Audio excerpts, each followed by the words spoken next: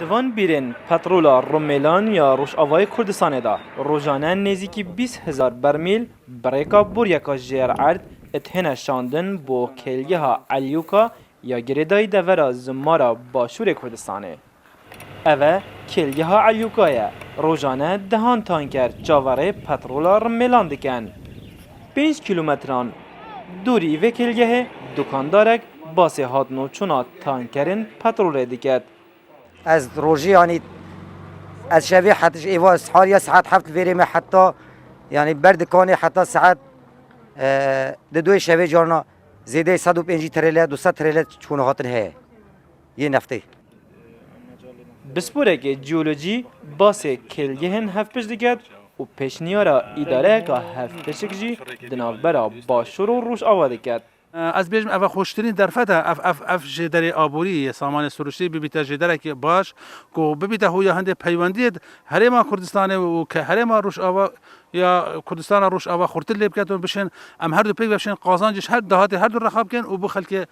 بو خلک خود کردستان چون کردستان روش آوا بیتن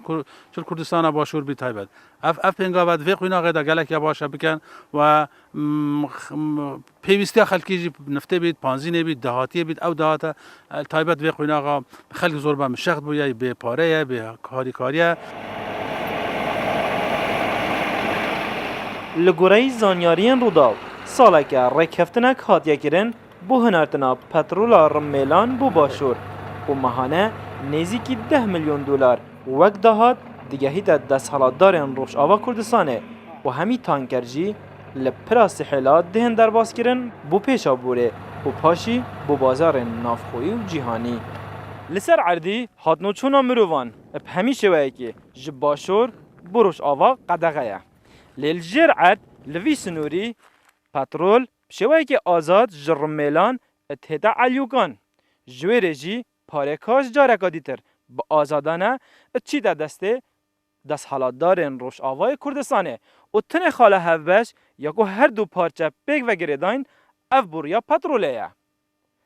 عبید رشاوای روداو سنور باشور و روش آوا کردستانه